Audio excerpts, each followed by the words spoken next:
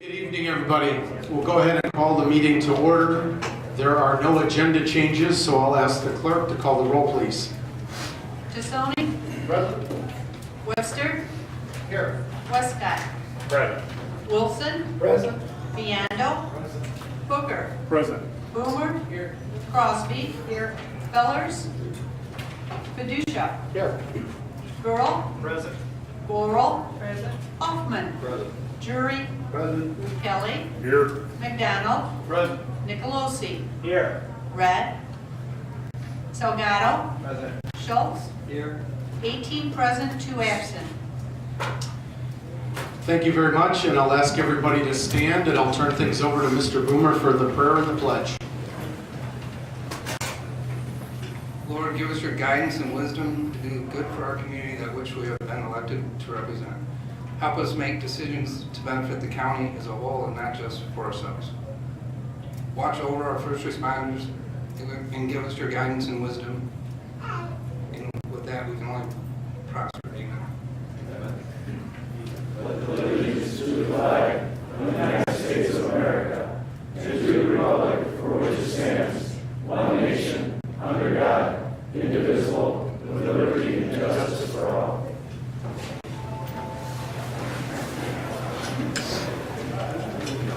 Thank you, Mr. Boomer.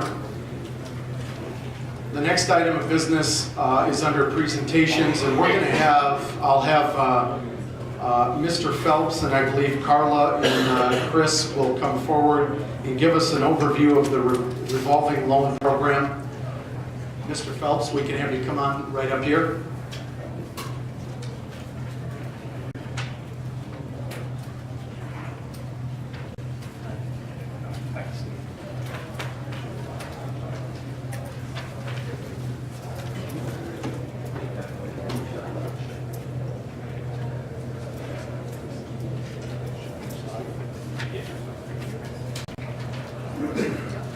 There's a lot of people here for this revolving loan discussion. A little nap time here. Thank you, Mr. Phelps. Go ahead, sir. Thank you, everybody. An opportunity to tell you about our activities managing the revolving loan fund for Winnebago County.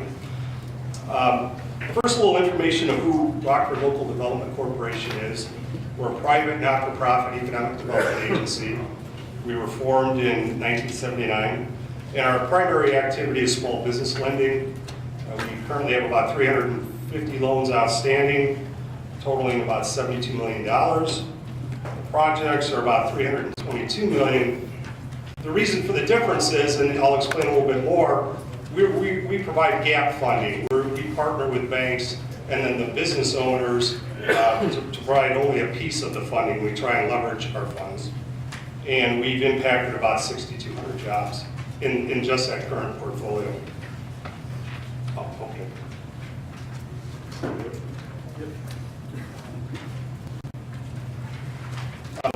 Programs, services we offer, we're a source of gap financing. To give you an idea what gap financing is, you're buying a building for $1 million.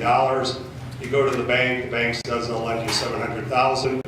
If you're like most small businesses, you don't have $300,000 under the mattress. So hopefully the bank refers you to us, and what we try and do is fill the gap between what you have available and what the bank's willing to lend, so that you can buy that building, expand your business, hire people, and contribute to a healthy economy. We're a statewide lender for a special SBA program. It's a bond program. I won't go into a lot of details, but it's for much larger projects, average size of about $1 million projects.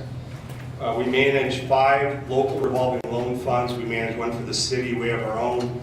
We have a multi-bank community development corporation, a consortium of 8 local banks that lends in, excuse me, Winnebago and Boone County. We manage Winnebago County's revolving loan fund, and we manage a revolving loan fund for Stevenson County. And we provide certain SBA packaging services to small community banks that don't have that expertise, because we're trying to encourage them to provide that type of lending as well. And we're a leader in urban redevelopment projects. We recently were the developer and the landlord for the city's police station on Broadway. The reason the city came to us is through us they were able to access $3.5 million of historic tax credits on an $11 million deal. in the absence of us being there, they wouldn't have got the tax credit. So it was very beneficial to the city. The characteristics of the revolving loan funds, they're ideal for small loans, small business loans.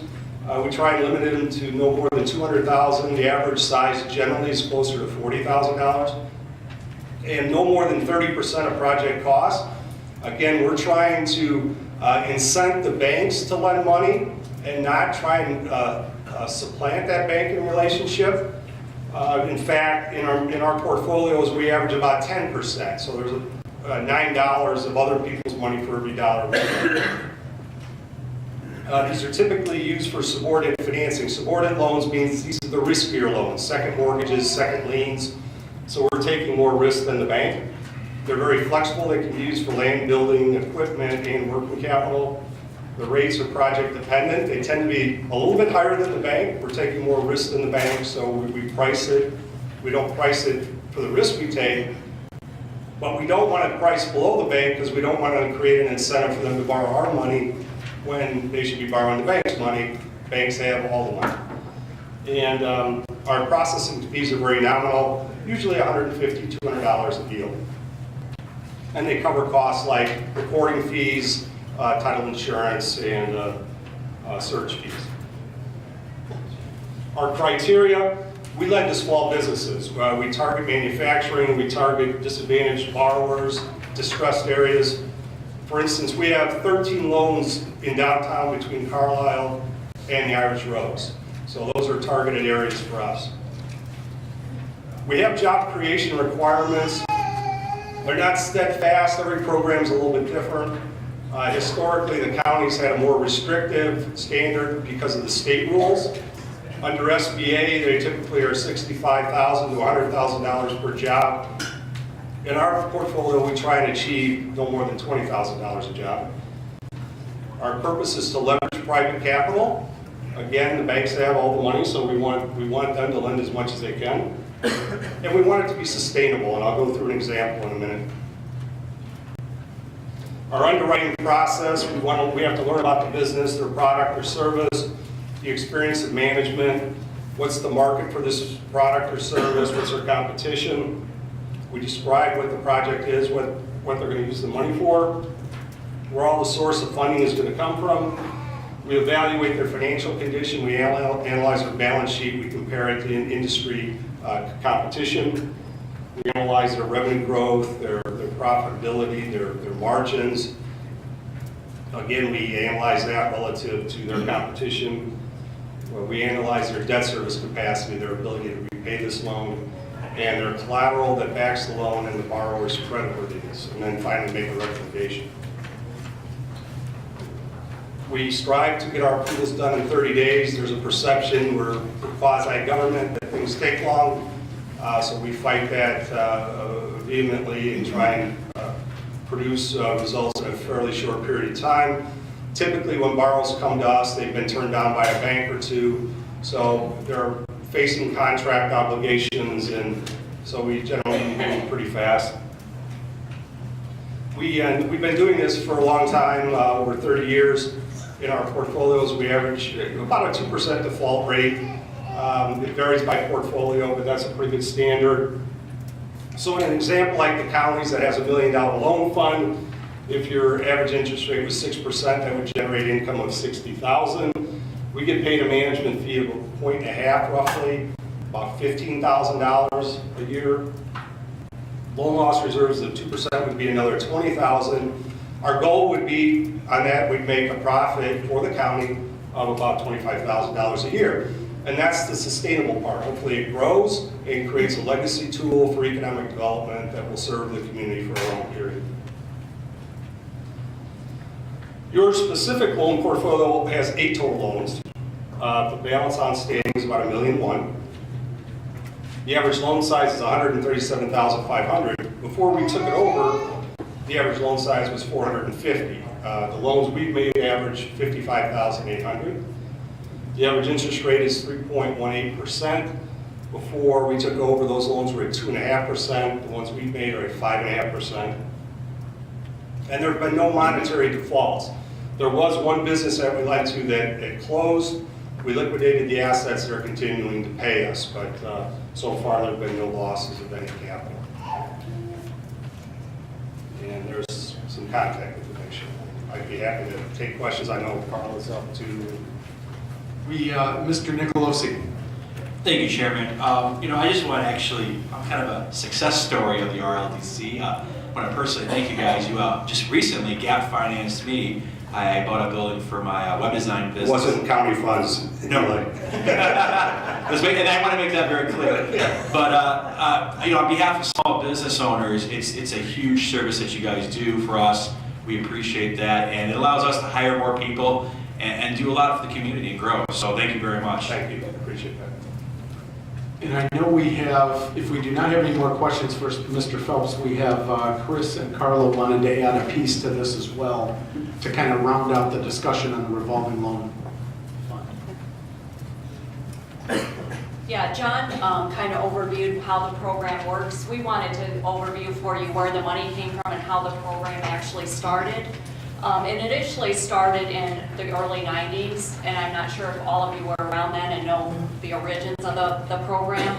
But as John said, there was money provided to give loans to small businesses in Winnebago County for projects that were going to retain or increase the number of jobs in the county. And it's in the form of those GAP type loans. The loans are provided to either for-profit or not-for-profit businesses. And as far as where the money came from, there's no county money used in the revolving loan fund. All of the money originated from the Illinois Department of Commerce and Community Affairs, that's now the Illinois Department of Commerce and Economic Development. So the county's never put any money into this program. What is the liability if a company defaults on the loan? There's no liability to the county at all. You don't guarantee the loans, you wouldn't have to repay the loans if there's a default. The only impact would be that the total funds in the revolving loan fund would go down. Where did DECA or DCO intend the loans to finance? Usually there are loans given to companies to encourage investment and job creation and retention, and specifically to be used for machinery and equipment, building construction and renovation, and working capital.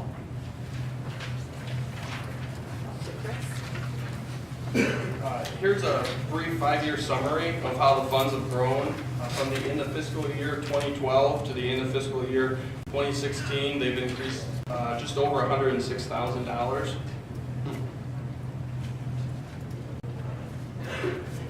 Last fall, the county received a letter from the state DCEO explaining that the feds have advised the state that, who's informing the county, that the funds, as it's stated in the letter, may be expended in any manner deemed appropriate by the community, and that no further reporting to DCO is required, and that the fund is considered closed.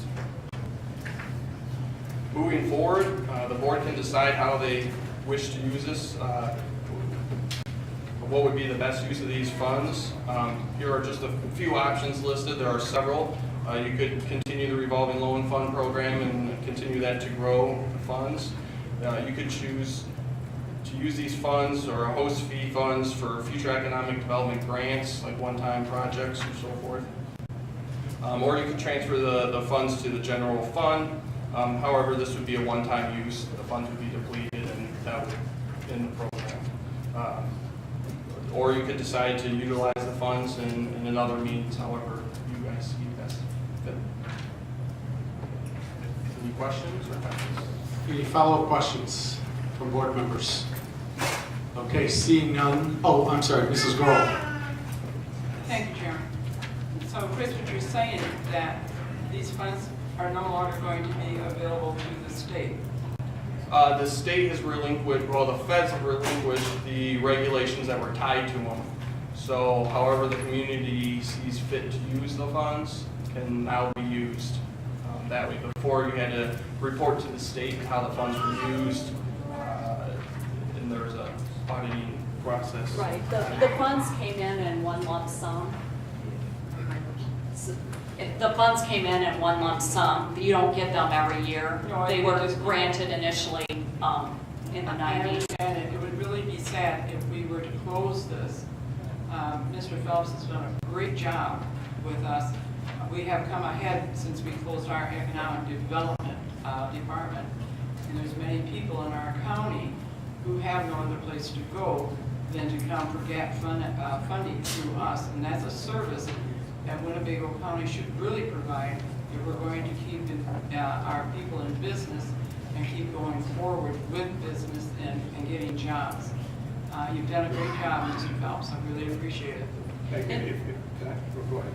I just want to make a compliment to you. You all know that I served as the external audit partner for the county for a number of years, and we reviewed the revolving loan fund. And prior to Mr. Phelps's company taking over, there was problems with the collection on the loans, the monitoring of the loans. That has not occurred since Mr. Phelps took over the monitoring and the evaluation of the loans.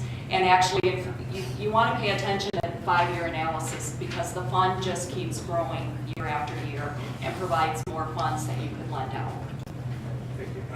I was just going to add that one of the restrictions that the state had is you couldn't lend these funds in entitlement communities like the city of Rockford or other communities that had their own loan funds. So Loves Park, Chesney Park, South Floyd. So part of the reason the program wasn't used extensively was you had to find loans in Pecatonica, Winnebago, Durand, in communities where there isn't that much industry. And so that impacted, those rules have been waived now and gives you complete flexibility of how you want to run it. I know we have a couple questions. Mrs. Rudd, then Mr. Salgado. I just have a comment. Thank you, Chairman. I'd like to piggyback on what Mrs. Goral said. It would be a shame for us to lose this fund, and I definitely do not see it being put into the general account. We need to keep it out there so that when we have the small businesses that need this fund, allow them to make application for it. And thank you, Mr. Phelps, for your work with us. Thank you. Thank you, Mrs. Rudd. Mr. Salgado. Yeah, just a quick question. I know there is a fund balance. What happens to that? Is that invested, any interest or anything that accumulates as the process goes on until obviously that draws down? The majority of the fund balance is in the loans themselves, but then there is some cash and investments on hand until the funds are lent. Follow-up question. Do we know where those investments reside, like which particular banks or anything like that? I believe most of them are pooled with the other county funds that the treasurer invests, and then they're accounted for in each individual fund. Thank you, Mr. Salgado. Any other questions by board members? Okay, seeing none, thank you very much for your time. The next item of business is public participation, and we have two guests here tonight. I'll read a brief statement before we bring up our first speaker. Comments shall be limited to 3 minutes. Speakers may not address zoning matters which are pending before the ZBA, zoning committee, or the county board. Personnel matters are pending or threatened litigation may not be addressed in open session. An individual may speak a maximum of 3 times per calendar year on the same topic. This prohibition shall include the repetition of the same topic in a statement on what is purported to be a different topic. Personal attacks or inappropriate language of any sort will not be tolerated. With that said, our first speaker tonight is James Erlin. Is James here? I guess we do not have James with us this evening. Do we have Reverend Derek Shelby? Reverend, come on up. Thank you for being here, sir.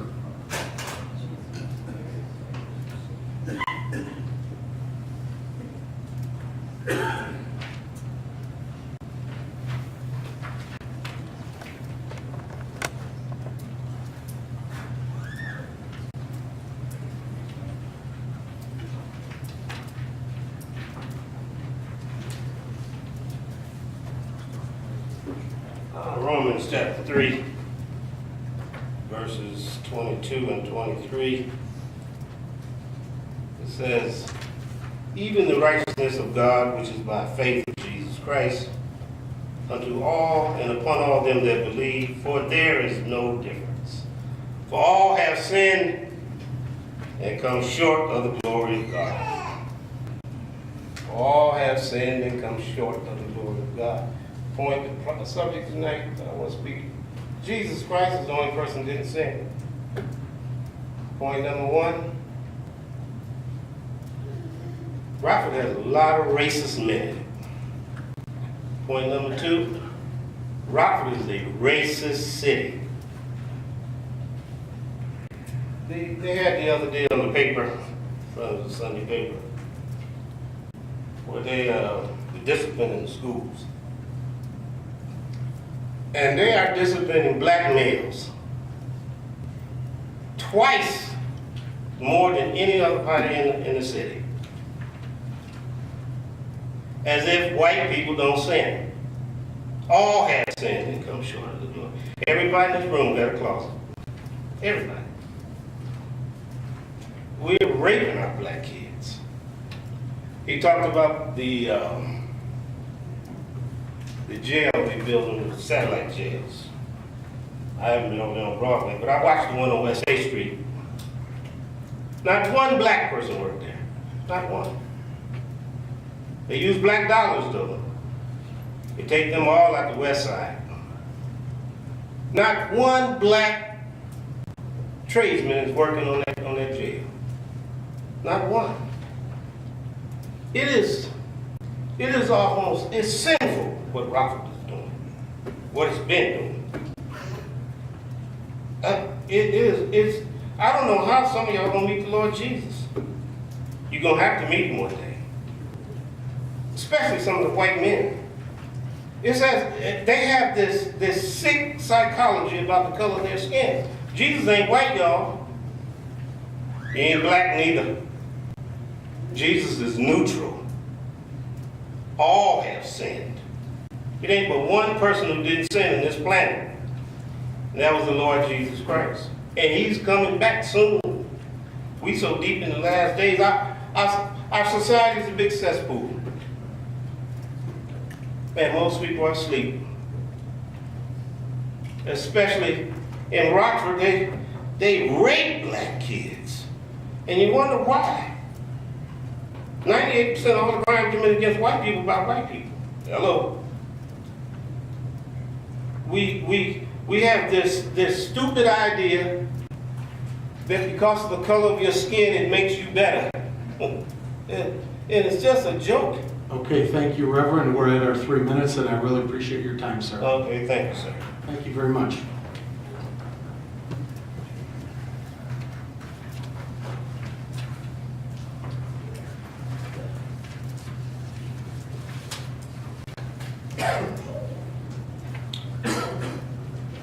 Okay, the next item of business would be the approval of minutes. May I please have a motion to approve the minutes from February 9th meeting and to lay over the minutes from February 22nd, or excuse me, February 23rd, 2017. I have a motion by Mr. Jury, a second by Mr. Nicolosi and Mrs. Crosby. Any discussion on the minutes before us? Seeing none, all those in favor signify by saying aye. Aye. Any opposed? Motion to pass the minutes passes.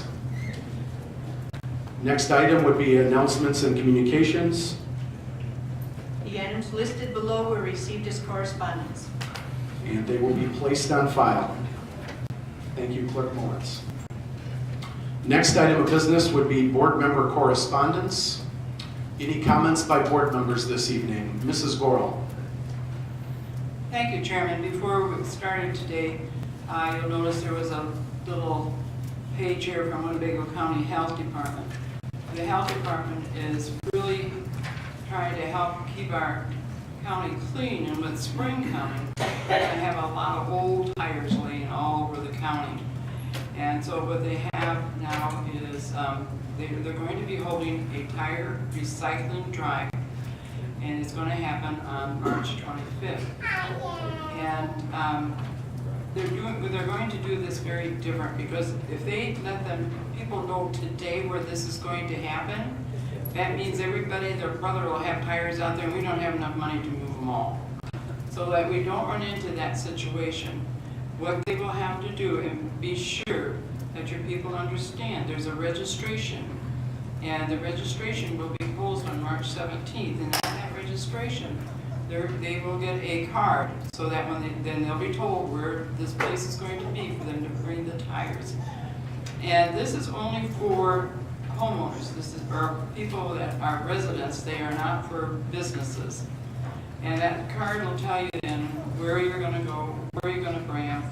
And there's quite a few tires you can bring out there, so there's no excuse for those in our county who are holding them in their backyard for some reason. You need to get rid of them, especially before summer. We must remember tires hold water.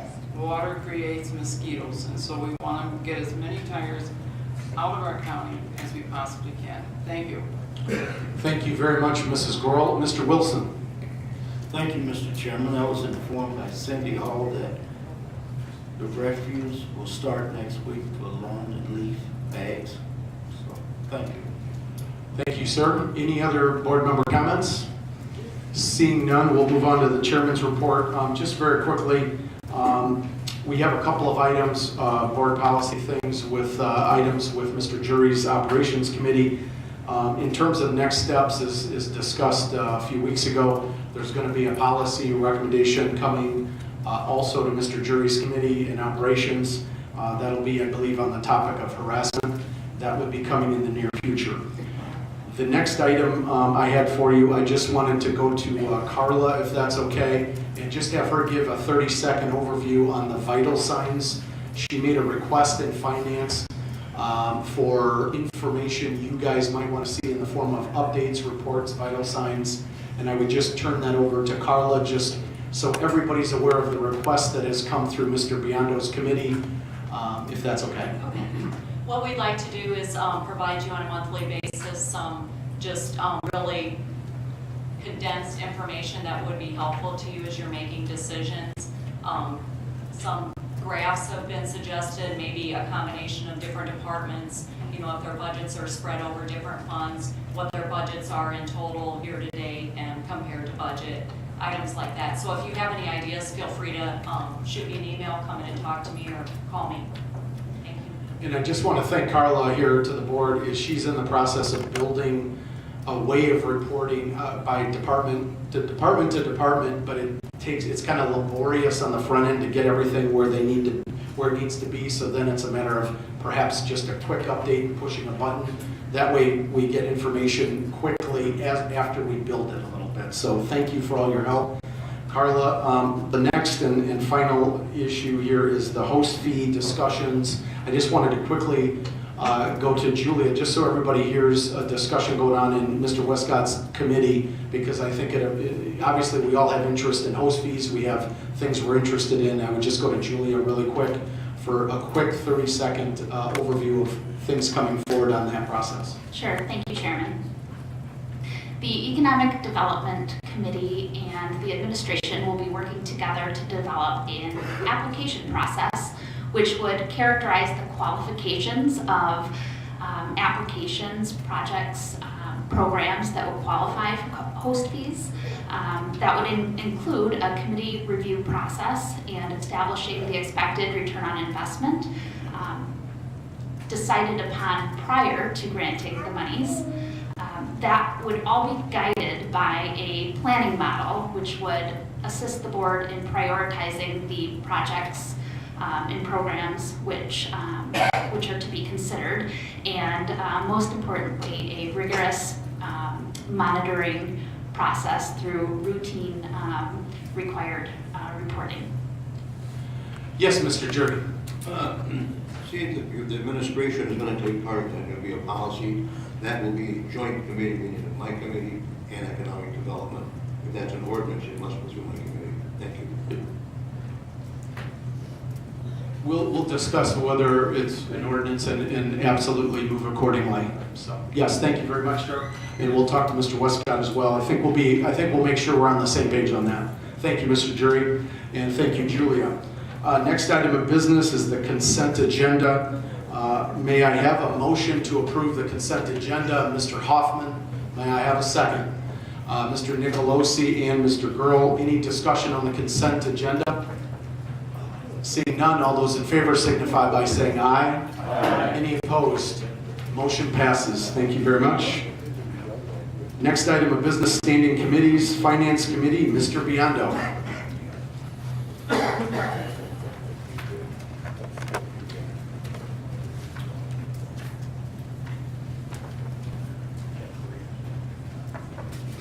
Thank you, Mr. Chairman.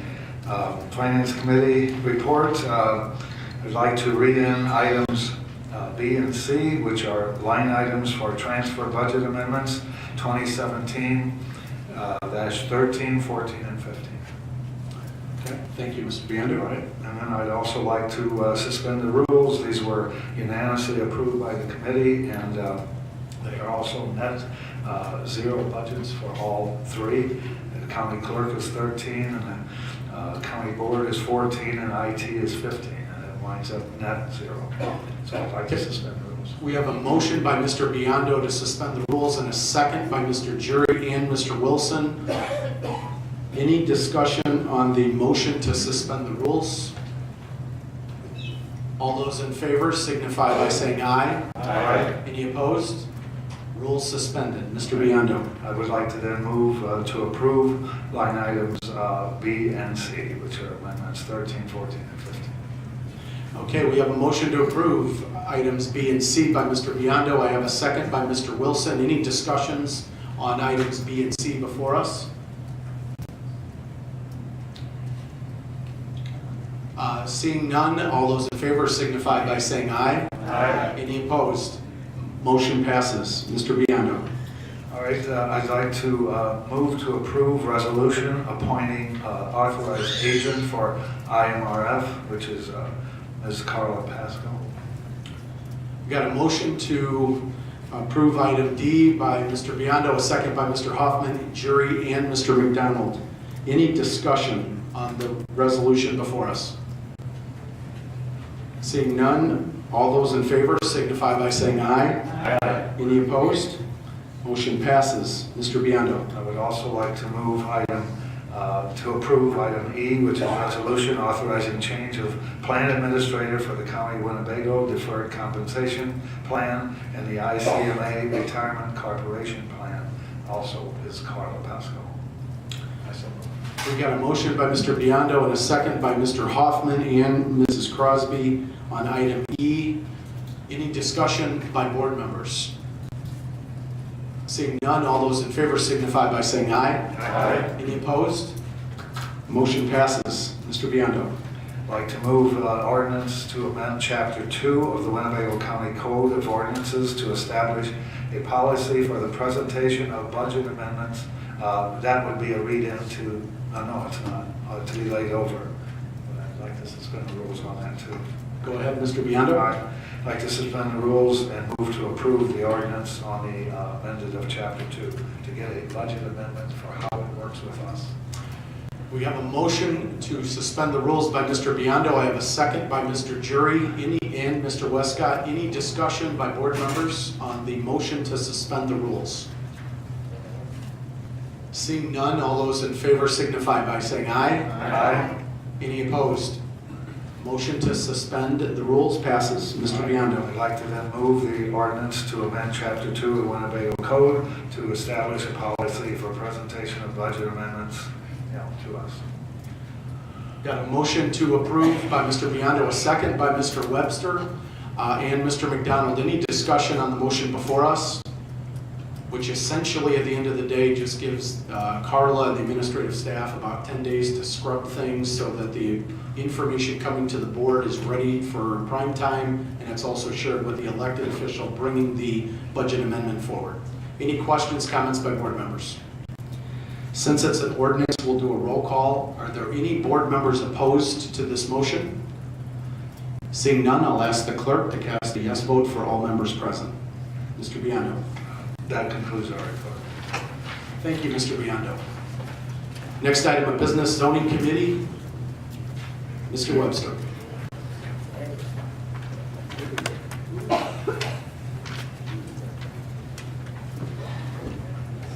Thank you, Chairman.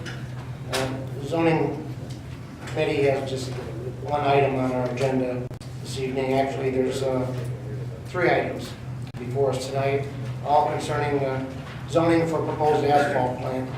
For the record, they are Z2116, Z2216, and SU0716. There's a phrase we use in zoning, and that is that the petition belongs to the petitioner. After the application is taken and the process starts, the petitioner can let it run its course right up to the vote on the county board. Or the petitioner may ask to lay it over to a future date. Or finally, the petitioner may withdraw the petition. In this case, they have decided to withdraw. Having said that, I will read in, for the record, the letter I received this afternoon from the applicant's attorney. And this is Jim Webster, Chairman of the Winnebago County Zoning Committee, RE Z2116, Z2216, and SU0716.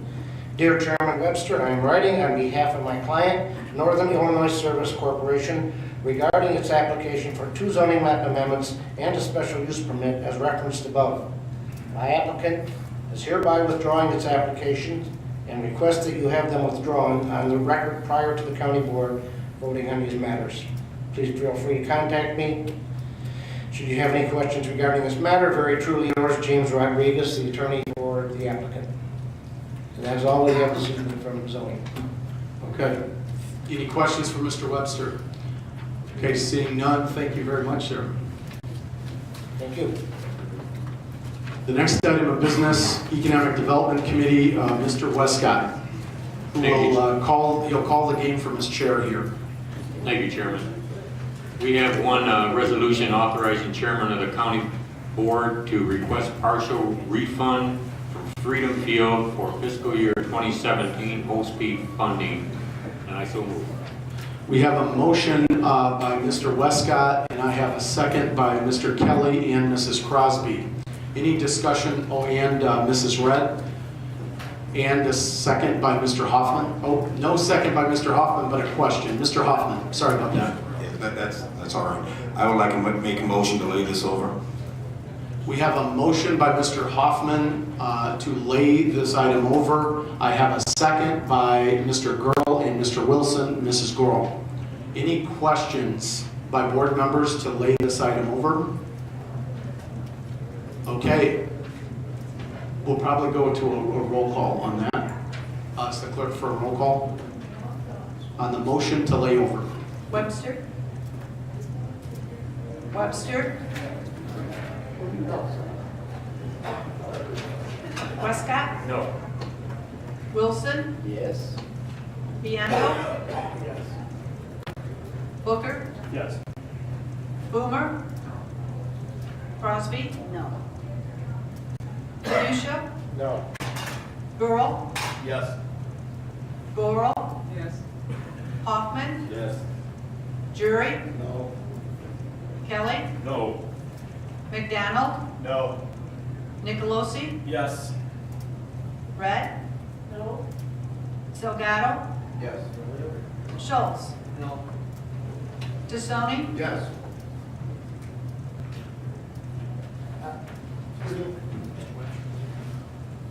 Oh, we have a question by Mr. Webster. Yes, I'll change my vote to yes.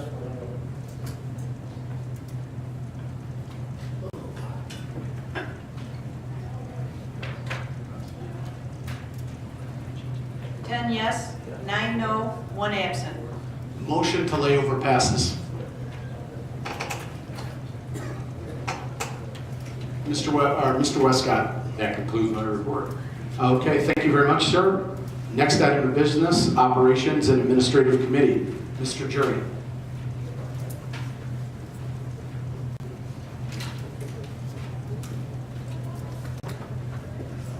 I'll bring this up for Mr. Westcott. Thank you. Thank you. Good evening. Your Operation Committee has a resolution before you in this evening, and the resolution to change hours of the county election office to be closed on election day, and I move for its adoption. We have a motion by Mr. Jury, a second by Mr. Hoffman, Mr. Nicolosi, Mrs. Gurl, and Mr. Gurl. Any questions by board members on the resolution before us? All those in favor signify by saying aye. Aye. Any opposed?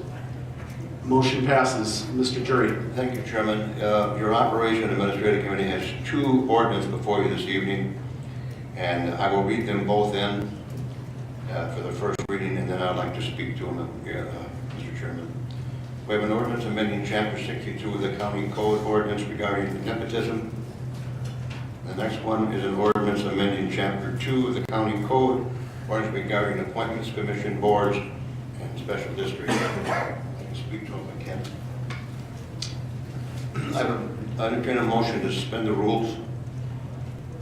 We have a motion by Mr. Jury and a second by Mr. Westcott, Mr. Boomer, Mr. Nicolosi to suspend the rules. Any discussion on the suspension of rules?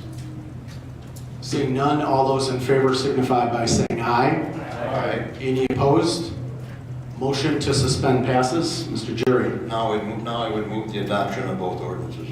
We get a motion to approve items C and D by Mr. Jury, a second by Mr. Booker, by Mr. Westcott, by Mrs. Crosby, Mr. Nicolosi. Any discussion by board members on the items before us? Mr. Biondo. Yes, I was just wondering why there's differences between some of the department heads and let's just say in general, because some people are going to be able to maintain their own nepotism deal if that's different than the other ones. I mean, to me, that's kind of lacking a standard. I was just reading about it, and I don't understand why we're separating out for certain people and not others. I think I could, if it's okay, speak to that. Chairman, speak to it. For example, the sheriff's department, they have a process of hiring that is a standalone process and different than any other hiring process at the county. They do have the ability to have, each elected official has the ability, that is not a new fact, to have their own policies. What you do have alignment on is the idea that, for example, elected officials seem to be aligned on this idea that we do not want to have direct reporting relationships in departments of immediate family members. There's alignment on that. That is something where I've not heard any dissent, and there's been multiple conversations with electeds. The other reason that I believe that it's okay to have a little bit different rules for different places is, I'll start in the county chairman or the county board office. We're suggesting that the county board chairman, the county board office, HR, and the county board members have more restrictive language than, let's say, the coroner who's here tonight. And there's only one reason. It's not personal. It's that we touch everybody's budget. And in the case of HR, they're working with different departments.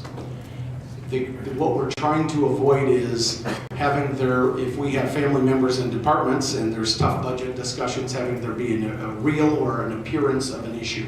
That's what we're trying to avoid. In the case of, let's say, the coroner, there's less restrictive language in the policy that's appropriate to the department he's running, but as I'm talking to Mr. Hintz, there's not going to be a direct reporting relationship issue. So I think it works. It's restrictive where it needs to be restrictive, and I think you do have alignment on I think a core issue here, which is the idea that you're not going to have direct reporting relationships. An example of another policy difference: the state's attorney has more restrictive language in his office. There's no dating amongst employees. That's something we didn't go down that road, but that choice was made by that elected official. They have a right to do so. I think we are resetting the baseline, and then you have elected officials dealing with it on a case-by-case basis. Yes, sir. Mr. Wilson. Thank you, Mr. Chairman. My question goes out to Mr. Relinkas. What happens when one department group say that past practice, we did this, and now the sheriff is doing it, but I can't? What kind of flag back do you think we'll get from something like that? Yes, sir. Thank you, Chairman. Mr. Wilson, I don't know if there's any good way to answer that. I don't know what kind of reaction will be. I can tell you that in discussing this with the chairman, we were helping put this policy together. The idea was that this was going to be a go-forward policy. I think that's what you stated in the newspaper the other day, that it was not to try to stop something if somebody had been employed, which you can't go backwards and penalize somebody who was employed when there was no policy there and going forward. I can't really speak to the sheriff's department. Their hiring is based on testing. So I mean, it's I think that's what you were talking about. It's a different process. The idea, and this is what when somebody asked me the question the other day, the idea is in implementing this policy is so that you don't have an advantage over somebody else who's applying for the same position just because of a familiar relationship. That's what the whole point of this was. So I don't know how to answer the other part of your question. I don't know what the reaction is going to be among departments. I really don't know. Mrs. Gorel. I guess with the sheriff's department, I'd like to know, in their policy, do they also have equal opportunity? We have to take a good look. Sometimes they will use their policy perhaps not to have equal opportunity. Is there any way we can find that out? Thank you. Mr. Kurlitis, would you like to speak to that? I'm not familiar with the testing program and how that goes through. I know they have the merit commission that also plays in on that too. So it's a multi-tiered system, but how it actually works, I'm not familiar with because we're not called on to really evaluate it. Is it not our duty though to find out what kind of testing they do and what the questions are? And so that we can get an idea of, do they practice equal opportunity? I would just say in a general sense that there are state laws mandating many of these things, and we are in line from everything we've seen, talked about. There's no evidence to the contrary, and is the process that's in place as it relates to nepotism and the item before us. I am not aware of an issue, but that doesn't mean we can't look at it in a little more detail. Yes, ma'am. Thank you, Mr. Wilson. Mr. Jury. Thank you, Chairman. I believe that the nepotism policy that we adopted is fair and just for our counties. However, we cannot dictate a nepotism policy to other elected officials. We have the coroner sitting in the back of the room right now this evening. He under state statutes can adopt his own nepotism policy. If he chooses to follow ours, then he can. But the state allows him to have his own nepotism policy, and we cannot dictate how that's done. This nepotism policy would pertain to people on the highway department, on River Bluff, everything that we control, it pertains to that. An individual of another office, it does not pertain to. If I could build on what Mr. Jury, I think, very eloquently said, a number of the elected officials, especially some that manage smaller departments that do not have the size staff where they even have an HR person or legal or anything, some of them have been practicing exactly what's being recommended, but now it's being formalized and they're adopting it as their own. And so to Mr. Jury's point, it is not a mandate, a law, and you slam your fist on the table, but we have had good discussions and there is alignment with elected officials on this baseline idea of having agreement on a basic thing. This is county government and it is siloed and we know that, but there is as much or more alignment on this as I've seen on other things since I've come here, and I am very happy with that. But Mr. Jury is right in terms of the final thing, and that's why we involved the electeds in conversations to make sure we could find alignment at each point in this that we possibly could. Oh, I'm sorry, Mr. McDonald. Thank you, Mr. Chairman. I just want to speak real briefly. I do come from a public safety background as well, and in support of the sheriff, between firefighting and police officers, it's a generational thing. People's grandfathers and great-grandfathers have been law enforcement agents. I think that the sheriff should be able to retain that right to keep that in his nepotism in his department, not for the wrong reasons. Because of his testing process, I feel that it's fair and balanced. I've heard a lot about it. I know several people have gone through it. Because they have to go through that process like everybody else, I agree they should be able to continue that in the family. Okay. Thank you, Mr. McDonald. Mr. Jury. And under state law, I believe he has that right to do so. Okay. Any other questions by board members on the items before us? Okay, since these are ordinances, we'll do this on a roll call basis. Are there any board members opposed to the items before us? Seeing none, I'll ask the clerk to cast a yes vote for all members present. Mr. Jury. Thank you. That concludes our report, and we will be having some discussion, as the chairman mentioned, on bullying and harassment. And as I've said many times, we will also have one on political patronage hiring. That will be coming up very quickly in my committee. Thank you. Appreciate all your help, Mr. Jury. Next item of business, Public Works, Mr. Kelly. We have no report. However, we will be having a Public Works Committee meeting next Tuesday, the 14th. Okay, thank you very much, Mr. Kelly. Next item of business, Mr. Fiducia.